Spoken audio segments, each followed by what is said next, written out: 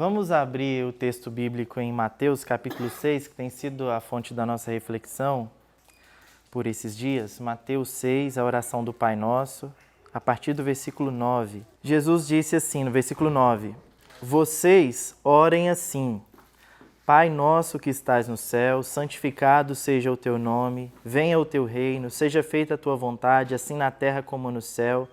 Dá-nos hoje o nosso pão de cada dia, perdoa as nossas dívidas, assim como perdoamos aos nossos devedores, e não nos deixes cair em tentação, mas livra-nos do mal, porque teu é o reino, o poder e a glória para sempre.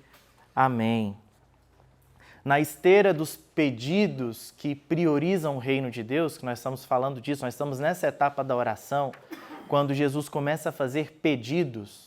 A primeira frase é Pai nosso que estás nos céus. Nós fizemos uma série de reflexão sobre isso. Se você quiser ver, depois a gente tem todas no nosso canal no YouTube.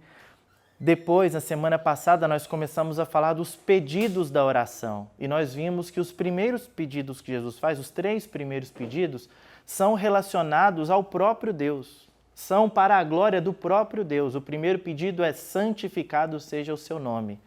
É o que Jesus nos orienta a pedir na oração.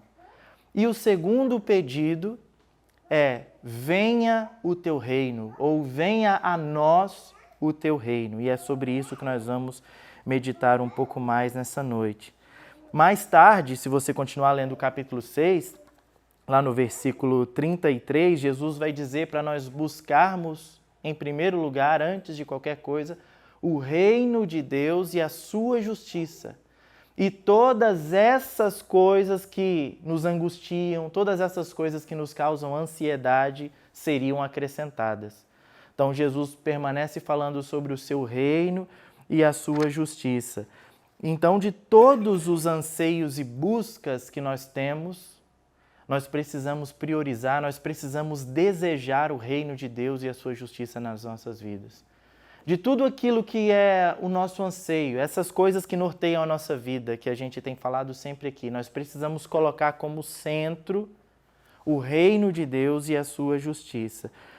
E isso mostra o quanto nós somos falhos e pecadores, porque nós não conseguimos por nós próprios. Os nossos reinos não dão conta da nossa satisfação, do nosso ser.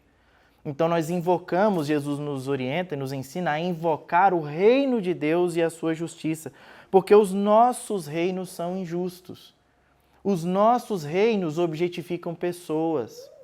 Os nossos reinos tratam os recursos naturais, a natureza, como se fossem inesgotáveis. Os nossos reinos causam desequilíbrios ambientais, como nós temos visto hoje. Os nossos reinos causam desigualdade social, os nossos reinos causam tristeza, opressão, depressão. Isso é fruto dos nossos reinos. Então, quando nós dizemos venha o seu reino, é um exercício de humildade, dizendo nós não conseguimos, os nossos reinos não conseguem nos realizar de forma plena. Nós precisamos do reino de Deus. Os nossos reinos são tão cruéis que, inclusive, mataram o Filho de Deus quando ele esteve aqui. Isso é fruto do nosso reino.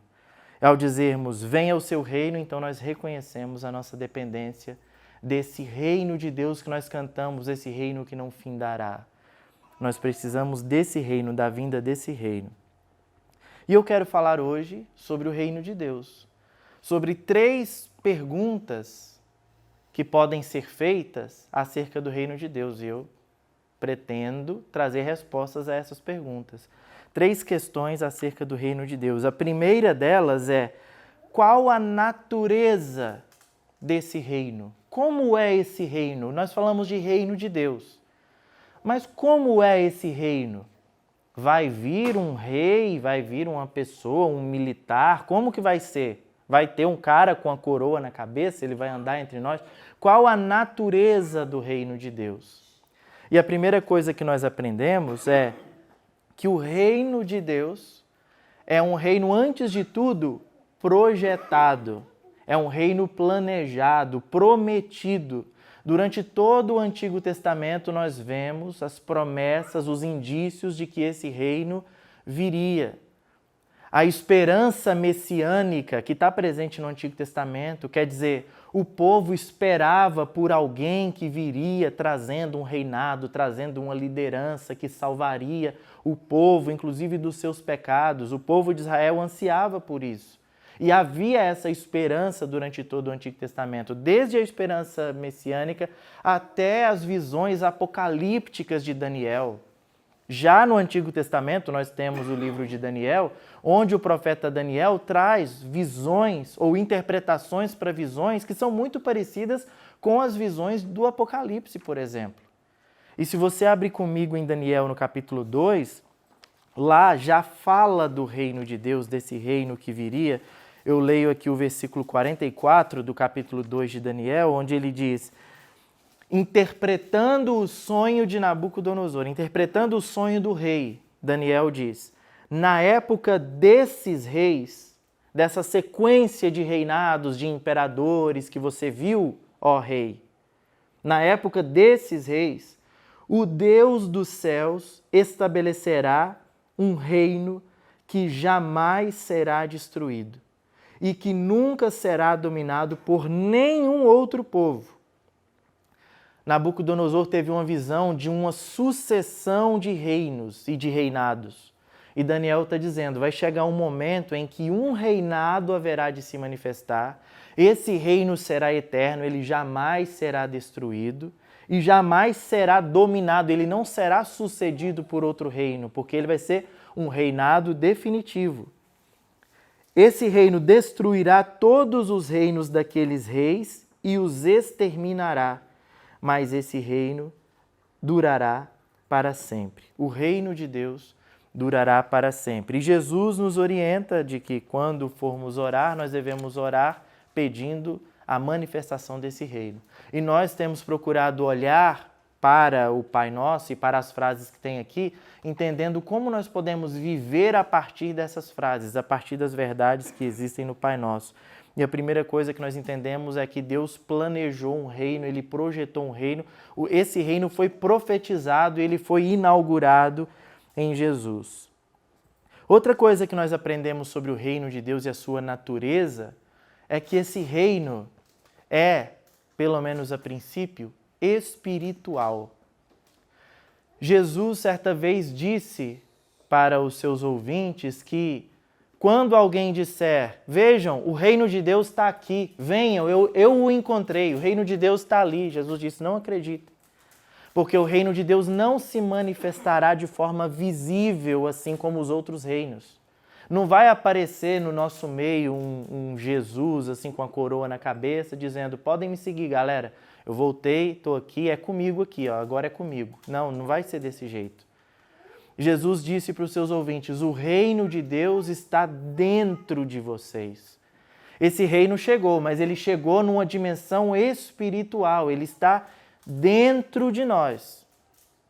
O que não quer dizer que esse reino não se manifeste de algum modo, mas ele se manifesta em nós. Ele está dentro de nós. Então, qualquer um que diga, eu sou o Cristo, eu trouxe o reino de Deus, venham comigo. Não acredite nessa pessoa, porque o reino de Deus está no meio do seu povo. E esse reino, ele tem um dono, ele tem um rei.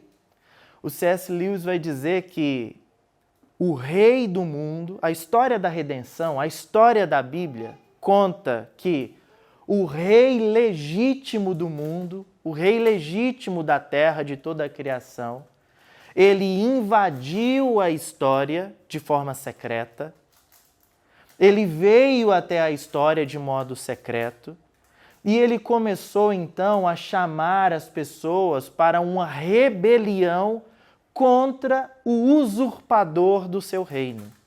O rei legítimo do mundo se manifestou a nós, se disfarçou, esteve no nosso meio e ele nos convida a uma missão de sabotagem contra o rei corrupto, contra o usurpador, contra o diabo e os seus anjos que se colocam como se fossem os reis desse mundo, mas não são. Então a nossa missão é sabotar os reinos que refletem esse rei usurpador. É por isso que nós clamamos: venha o seu reino. Que o rei legítimo, que o verdadeiro soberano da terra, que o verdadeiro rei de toda a terra, reine sobre nós e reine entre nós. Em segundo lugar, eu quero responder uma outra pergunta, que é: como esse reino se manifesta? A primeira, qual a natureza desse reino? Nós vimos que esse reino é um reino prometido por Deus, um reino espiritual, um reino que tem um rei legítimo, o qual nós proclamamos, mas agora uma próxima pergunta é: como esse reino se manifesta entre nós? Quais são os seus sinais? Como nós podemos olhar, ainda que ele não seja visível, ainda que ele seja espiritual, mas seus sinais podem ser percebidos? Como nós podemos perceber esses sinais? E talvez uma primeira manifestação clara do reino de Deus é uma negativa. Ele não se manifesta nos moldes dos reinos humanos.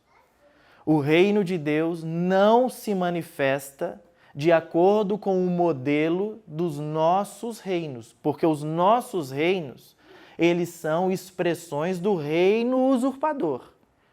O reino de Deus se manifesta diferente dos nossos reinos. O reino de Deus não se manifesta como um modelo de domínio, de imposição de força. O reino de Deus não pode ser estabelecido através de projeto de lei. O reino de Deus não pode ser enfiado goela abaixo na vida, na mente das pessoas, porque ele é um reino que o próprio Deus aplica nas pessoas através do Espírito Santo. Não somos nós com as nossas normas, com as nossas formas de fazer, com as nossas leis, os nossos decretos. O reino de Deus não pode ser encarado dessa forma. Tem uma passagem que eu amo e de vez em quando eu leio ela aqui, que é Marcos, o capítulo 10, que eu acredito que Jesus nos ensina muito. Se eu pudesse colocar essa passagem em algum lugar visível para todos nós a lermos todos os dias, era o meu desejo. Marcos 10, a partir do versículo 42. Jesus chama os seus discípulos e diz a eles: vocês sabem que aqueles que são considerados governantes das nações as dominam. Vocês conhecem os imperadores, vocês conhecem os governantes das nações, vocês conhecem os políticos, vocês conhecem o Senado romano, vocês sabem o poder que essas pessoas, esses dominadores têm sobre as nações. Vocês sabem o quanto eles impõem sobre as pessoas o seu domínio e o seu poder. Jesus permanece dizendo: e as pessoas importantes exercem poder sobre elas. Existem os governantes das nações e existem pessoas influentes. Existem os ricos, os grandes empresários, os grandes latifundiários, as pessoas que têm domínio por causa do seu poder. Essas pessoas que exercem influência sobre as outras e têm poder sobre as outras porque conquistou esse poder de algum modo. Geralmente com dinheiro. Geralmente essas pessoas têm poder político ou econômico e elas exercem domínio sobre as outras. Jesus está fazendo uma descrição de como o mundo funciona. Manda quem pode, obedece quem tem juízo. É assim no mundo. As pessoas são governadas, nós vivemos em ciclos de domínio. Sempre tem alguém sobre nós. E Jesus está dizendo isso para os seus discípulos. Jesus está fazendo uma análise da sua conjuntura, de como é a realidade do seu tempo. Mas o versículo 43 ele diz: não será assim entre vocês. Ao contrário, quem quiser tornar-se importante entre vocês deverá ser servo. Jesus disse para ele: vocês sabem que no mundo funciona assim. No mundo é um mandando no outro, é um sobre o outro, é um tendo poder, exercendo poder e domínio sobre os outros, mas não pode ser assim entre vocês. Entre vocês não pode ter esse tipo de prática de dominação. Por isso é tão importante que nós entendamos essa realidade, o que Jesus está dizendo aqui, e pratiquemos isso no nosso dia a dia, especialmente no que diz respeito a questões religiosas. Jamais aceite que alguém, ainda que seja com uma Bíblia na mão, jamais aceite que essa pessoa exerça poder sobre você, exerça domínio sobre você, porque eu estou aqui nessa posição, eu não fui chamado para isso. Não é esse o meu papel. Eu não fui chamado para dominar a sua vida, para impor coisas sobre a sua vida. Eu estou aqui para servir. Nós somos chamados para ser servos de todos. A Igreja de Jesus é chamada para servir. Eu estou aqui num papel de facilitador da sua vida espiritual, para te ajudar a se conectar com Deus e nada mais. Eu estou aqui para orar pela sua vida, para tentar te encaminhar na direção do caminho certo, que é Jesus, e nada mais. Eu não posso impor nada sobre a sua vida e ninguém pode, porque nós não fomos chamados para isso. Jesus ainda diz: e quem quiser ser o primeiro, deverá ser o escravo de todos, pois nem mesmo o Filho do Homem veio para ser servido, mas para servir e dar a sua vida em resgate de muitos. Então nós manifestamos o reino de Deus. O reino de Deus é manifestado quando nós não seguimos a lógica dos reinos mundanos, quando nós não seguimos a lógica desse mundo. E esse reino se aplica aqui e agora. Veja que Jesus disse assim: venha o seu reino. Venha a nós o seu reino. Jesus não diz, leva-nos para o seu reino aí. Leva-nos, Pai, para o seu reino celestial. O Senhor, que é o Pai que está nos céus, nos leve para aí. Não, não é essa a oração de Jesus. Venha para cá o seu reino. E isso é importante porque muitas vezes nós valorizamos ou nós damos muita ênfase na parte escatológica, na parte final do reino de Deus. Quer dizer, um dia, depois que morrermos, estaremos com o Senhor. E nós entendemos o reino de Deus como isso, como a salvação da nossa alma, como uma coisa que foi projetada para nós um dia depois que a gente morrer.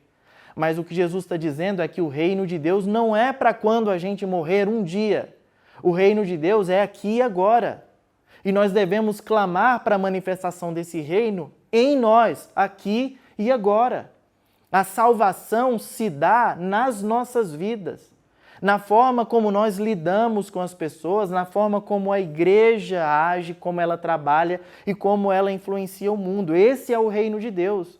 Não é uma coisa para um dia, quando nós morrermos, a nossa alma vai até Deus. Não, o reino de Deus é para os nossos corpos. O reino de Deus é para a nossa vida, é para a nossa psique, é para tudo o que somos e que temos. Nós precisamos manifestar aqui e agora o reino de Deus. Mas, em terceiro lugar, quais são as consequências desse reino? Então, nós já vimos a natureza desse reino, nós entendemos como é a manifestação desse reino que se dá através de nós. Embora esse reino seja invisível, ele pode ser sentido, percebido através das nossas ações. Por isso nós clamamos, venha o seu reino, Senhor.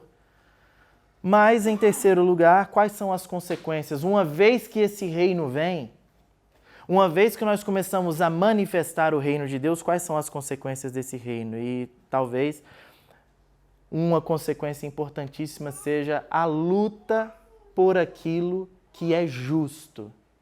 Busquem, em primeiro lugar, o reino de Deus e a sua justiça. E as outras coisas vão ser acrescentadas, mas a prioridade é para o reino de Deus e para a sua justiça. Sendo assim, enquanto agentes desse reino, é muito necessário que nós amemos, busquemos e lutemos por tudo aquilo que é injusto. E lutemos contra todas as coisas que nós percebemos injustas. Tudo aquilo que nós detectamos na nossa vida, coisas que são injustas. Tanto aquelas coisas que são instagramáveis, tanto aquelas coisas que são postagens para redes sociais, aquelas que nós compartilhamos em grupos de WhatsApp. Olha que absurdo o que está acontecendo. Essas injustiças de ordem política, econômica, social, essas coisas que nós consideramos o cúmulo do absurdo e nós compartilhamos e nos manifestamos em redes sociais porque nós consideramos injustas, tanto essas coisas públicas, injustas, como as mínimas injustiças que nós acabamos praticando no nosso dia a dia. Injustiças como não colaborar com o serviço de casa. Injustiças como não tirar um tempo de qualidade para os filhos e para a família. Injustiças como atribuir palavras, coisas, dizendo que uma pessoa falou algo que na verdade ela não falou. Ser falso ou falsa nas suas amizades. Tratar as pessoas com grosseria, são todas manifestações de injustiça que estão presentes no nosso dia a dia, mas nem sempre a gente vê um post se levantando, pessoas falando contra as injustiças que fazem parte do nosso cotidiano. E às vezes pior, tem injustiças que nós convivemos tanto com elas que nós as consideramos parte do nosso caráter. E a gente justifica isso dizendo, eu sou assim mesmo. Sendo que o que nós estamos fazendo é prática de injustiça. Mas nós atrelamos isso à nossa personalidade e dizemos, isso aí não é que é injustiça, é porque isso aí é um traço da minha personalidade. É pecado, é injustiça. E nós, representantes desse reino, lutamos contra as injustiças que cometemos uns com os outros, porque geralmente nós somos vítimas das injustiças que nós cometemos. Outra coisa importante nesse reino de Deus é a inclusão. O reino de Deus, uma vez manifestado, um grande sinal, uma grande consequência desse reino é que nós percebemos pessoas sendo incluídas, abraçadas pelos que se dizem representantes desse reino. É muito notório, é bonito ver a forma como Jesus abraçava as pessoas que eram desprezadas pelos reinos humanos. Como Jesus acolhia e se importava com pessoas ou com classes de pessoas que eram desprezadas por esses reinos humanos. Era bonito ver como Jesus lidava com os publicanos, os cobradores de impostos, os que eram considerados os pecadores da sua época. Era bonito ver Jesus lidando com as mulheres do seu tempo, o lugar que Jesus dava às mulheres, a importância e o respeito que Jesus tinha para com as mulheres, a forma como ele as tratava. Era lindo ver a forma como Jesus valorizava as criancinhas do seu tempo, pessoas que eram tratadas como subcategoria, como pessoas de segunda importância, pessoas menos importantes do que a liderança religiosa de Israel, como os homens de Israel. E Jesus abraçava e acolhia todas essas pessoas que vinham até ele. Os forasteiros, os estrangeiros que vinham até Jesus, e ele acolhia essas pessoas, pessoas de outra religião, de práticas diferentes da religião judaica que se aproximavam de Jesus, e Jesus acolhia a todos e a todas essas pessoas. Nós, se quisermos seguir o exemplo de Jesus e manifestar o reino de Deus, nós temos que ser pessoas que estejam abertas a dar um lugar à mesa àquelas pessoas que são desprezadas lá fora. As pessoas que não têm lugar lá fora, as pessoas que não se encontram lá fora, essas pessoas aqui precisam se encontrar. Essas pessoas aqui precisam ser abraçadas e precisam entender que isso aqui também é delas, isso aqui também é para elas, porque é a manifestação do reino de Deus. Essa sexta-feira, eu estava dando uma aula muito importante, conversando com uma turma de terceiro ano, falando sobre racismo, preconceito, homofobia e, enfim, manifestações de preconceito na sociedade, inclusive racismo religioso. E um aluno meu, negro, ele falou assim, professor, uma pessoa chegou para mim esses dias e disse assim, como é saber que você não vai para o céu porque você é preto? Aí, imediatamente, eu me escandalizei, né? Eu pensei, gente, mas que absurdo. Aí eu disse para ele, que eu saiba, nenhum segmento, e essa pessoa é evangélica, tá? Nenhum segmento evangélico prega uma coisa dessas, que a pessoa não vai para o céu com base na sua cor de pele. Mas foi o que a pessoa disse para ele. E eu fico pensando, como pode uma maldade dessas habitar o coração de alguém a ponto da pessoa manifestar isso e ter coragem de falar isso para alguém? E eu fico triste ao perceber que nós, às vezes, não estamos tão longe de uma percepção que é tão bizarra como essa. Porque ainda hoje nós rimos de piadinhas racistas. Isso quando não somos nós que contamos a piada racista. Nós ainda rimos de piadas racistas. Ainda hoje nós temos um comportamento, às vezes, aqui dentro, que replica os preconceitos que estão lá de fora. A linguagem violenta que está lá de fora, a gente usa, às vezes, a mesma linguagem aqui, enfia um versículo no meio para dar uma mascarada, e nós somos tão rudes e tão cruéis na nossa linguagem, na nossa forma de tratar as pessoas, como outros tratam lá fora. Como nós precisamos entender a importância de nós abraçarmos as pessoas como o próprio Jesus abraçava. Nós fomos chamados, como no versículo que lemos aqui, nós fomos chamados para servir. Nós fomos chamados para acolher as pessoas e o próprio Deus, o próprio Espírito Santo, através da palavra, através de entrar em contato com o corpo de Cristo, o próprio Deus vai mudando o coração das pessoas, vai limpando as pessoas. É a palavra de Deus que purifica, que limpa, que vai tirando esse desejo, esse amor pelo pecado. É o próprio Espírito Santo quem vai fazendo a obra, não somos nós. Nós não podemos usar como pressuposto para entrar aqui, não, abandona essas práticas primeiro, depois você entra. Não. Nós acolhemos a todos e o próprio Deus é quem vai trabalhando. Isso é o reino de Deus e é por isso que nós clamamos, é por isso que nós pedimos, venha o seu reino, Senhor, porque nós, os nossos reinos, inclusive os reinados religiosos que nós construímos e que tem por aí, esses reinos são só réplicas do usurpador do reino de Deus. E nós somos chamados a clamar pelo verdadeiro reino de Deus e adorar o verdadeiro soberano, aquele que é de fato o rei desse mundo. Busquem, pois, em primeiro lugar o reino de Deus e a sua justiça, e as outras coisas serão acrescentadas. Infelizmente, a nossa vida tem sido em busca do acréscimo.